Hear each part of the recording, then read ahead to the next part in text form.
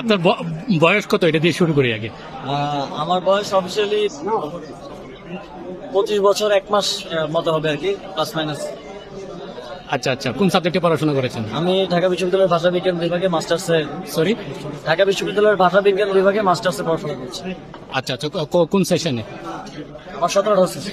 17-18 session. আচ্ছা, আপনি এই যে এত কম বয়সে শপথ নিলেন, মন্ত্রিত্বের দায়িত্ব নিলেন, এই বিষয়ে আপনার অনুভূতি কি? আপনার একটু মন্তব্য জানতে চাই। আমাদের দেশে আমরা যখন ছোট থেকে বড় হয়েছি তখন বারবার শুনতাম যে তরুণদের দেশের দায়িত্ব নেওয়া উচিত, কিন্তু কখনো সেটা আমরা দেখিনি।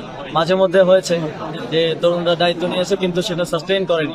কিন্তু পৃথিবীতে সব জায়গাতে এই পরিবর্তনটা আসছে। তরুণদের প্রাণ শক্তি বেশি, তরুণদের কাজ করার স্পৃহা গতি বেশি বলে আমরা মনে করি, এবং সেজন্যই আমরা একটি ফ্যাসিস্ট রেজিমকে এত দ্রুত সময়ের মধ্যে পতন করাতে পেরেছি। সেই জায়গা থেকে মনে করি অনেক চ্যালেঞ্জ থাকবে, কিন্তু আমরা আমাদের কর্মস্পৃহা।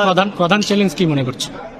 প্রধান চ্যালেঞ্জ হচ্ছে আমাদের যে প্রধান লক্ষ্য সেটা বাস্তবায়ন করাই। আমাদের প্রধান লক্ষ্য হচ্ছে ফ্যাসিবাদী ব্যবস্থার বিলোপ এবং দেশের সিস্টেম বিল্ডিং করা, পলিসিতে সংস্কার করা, রিফরমেশন করা রাষ্ট্রীয় প্রতিষ্ঠানগুলো। এটা করাটাই প্রধান চ্যালেঞ্জ হবে, কারণ এর মধ্যে জটিলতা রয়েছে, সময় সাপেক্ষতা রয়েছে। সবকিছু মিলে এটা প্রধান চ্যালেঞ্জ হবে। তবে প্রথম উদ্যোগ হিসেবে আমরা দেশে ল অ্যান্ড অর্ডার এনফোর্সমেন্ট করতে চাই, এবং দেশের নাগরিকরা যাতে স্বস্তিতে শান্তিতে বসবাস করতে পারে সেই নিশ্চয়তা তাদের। আপনারা যে পলিসি মানে সংস্কারের কথা বলছেন, সেটা করতে গেলে বাংলাদেশের সর্বোচ্চ রাষ্ট্রীয় পুলিশ হচ্ছে সংবিধানে হাত দিতে হবে, কিন্তু সেটার ম্যান্ডেট তো আপনাদের নেই। তো সেটা কিভাবে সম্ভব? আমরা সেটার বিষয়ে আইনি যেই বিষয়গুলো আছে সেখানে আমরা খোঁজ করব যে এমন কোনো ব্যবস্থা আছে কিনা। এবং এই সরকার কিন্তু গণঅভ্যুত্থানের মাধ্যমে গঠিত একটি সরকার, তত্ত্বাবধায়ক সরকার নয়। গণঅভ্যুত্থানের মাধ্যমে গঠিত সরকারের ডক্ট্রিন অফ নেসেসিটি অনুযায়ী তারা যদি চায় তারা সেটা করতে পারে বলে আমি জানি, কিন্তু এই বিষয়ে আরো আইনি ব্যাখ্যার প্রয়োজন আছে, এবং আরো আইনি যে জটিলতাগুলো আছে সেগুলো থেকে আমরা বোঝার চেষ্টা করবো যে কিভাবে রিফরমেশন করে আমাদের যে প্রতিজ্ঞা বা কমিটমেন্ট রয়েছে সেটা বাস্তবায়ন। মেয়াদ কতদিন এই সরকারের?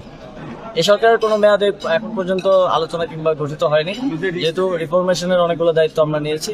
সেই জায়গা থেকে কিছু সময় লাগবে, তবে অতি দ্রুত সময়ের মধ্যে আমরা যে ফ্যাসিলিটি ব্যবস্থা গড়ে উঠেছে পুরো সিস্টেমে সারা দেশের, সেগুলোকে সংস্কার করে একটি সুষ্ঠু নিরপেক্ষ নির্বাচনের মাধ্যমে গণতান্ত্রিক ভাবে নির্বাচিত প্রতিনিধিদের হাতে ক্ষমতা হস্তান্তর। আপনারা আন্দোলন সময় বলেছিলেন যে গণপরিষদ গঠন করে প্রয়োজনীয় সংবিধান সংশোধন করতে হবে, সেই পথে হাঁটবেন কিনা?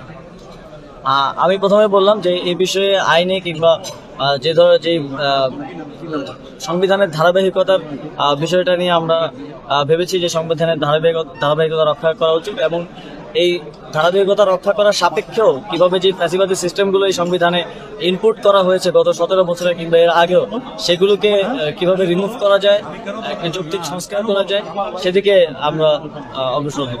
এক্ষেত্রে আপনার চ্যালেঞ্জ কি মনে করেন? আপনি বুঝেন, বিদায়ী প্রধানমন্ত্রী ছিলেন, গতকাল যে কথাটা বলেছেন এটা থ্রেট আছে, বলছেন নেতা কর্মীদের বলছে আমরা পালিয়ে যাই না, আমরা আছি আপনাদের সাথে, আমাদের ঘুরে দাঁড়ানোর জন্য বলেছে। এই থ্রেটটাকে আমরা কি থ্রেট হিসাবে দেখছেন কিনা? দেখুন, আওয়ামী লীগ, ছাত্রলীগ, যুবলীগ যে একটা সন্ত্রাসী সংগঠন, টেরোরিস্ট অর্গানাইজেশন, এটা আমরা গত কিছুদিনে দেখেছি। তারা কিভাবে অস্ত্র নিয়ে প্রকাশ্যে বের হয়ে স্নাইপার দিয়ে স্টুডেন্টদেরকে কিল করেছে, জনগণকে মেরেছে, সেটা আমরা দেখেছি। সন্ত্রাসী সংগঠনের প্রতিনিধির থেকে আমরা এর থেকে ভালো কোনো কথা আশা করি না। এই দেশের নিরাপত্তা বিঘ্নিত করা, এই দেশের জনগণের নিরাপত্তা বিঘ্নিত করার চেষ্টা যদি কেউ করে, তাদেরকে এই সরকার কঠোর হস্তে দমন। সন্ত্রাসী সংগঠন হলে এই সংগঠনগুলোর ভবিষ্যৎ কি তাহলে? এই সংগঠনগুলোর ভবিষ্যতের বিষয়ে আমরা দেশের প্রচলিত আইনের মধ্যে থেকে সিদ্ধান্ত নেওয়ার চেষ্টা করবো, এবং সে বিষয়ে আমাদের যে উপদেষ্টা মন্ডলী আছে আমরা আলোচনা করেছি। রাজনৈতিক দল নিবন্ধনের বিষয়ে একটা প্রশ্ন রয়েছে যে সন্ত্রাসী সংগঠন হিসেবে আওয়ামী লীগের, এই বিষয়ে আপনাদের কোনো এই বিষয়ে আমরা এখনো নীতিগত সিদ্ধান্ত নিইনি, অবশ্যই উপদেষ্টা মন্ডলী বসে এই বিষয়ে সিদ্ধান্ত। জামাত ইসলামে নিষিদ্ধ আছে, এ ব্যাপারে আপনাদের কোনো দৃষ্টিভঙ্গি কিছু বলবেন? এই ব্যাপারটাতেও আমরা কোনো সিদ্ধান্ত এখন জানাতে পারবো না। ব্যক্তিগতভাবে বিচ্ছিন্নভাবে কিছু বলার সুযোগ নেই। আমাদের উপদেষ্টা মন্ডলী আছেন, প্রধান উপদেষ্টা আছেন, আমাদের ক্যাবিনেট সভার মাধ্যমে আমরা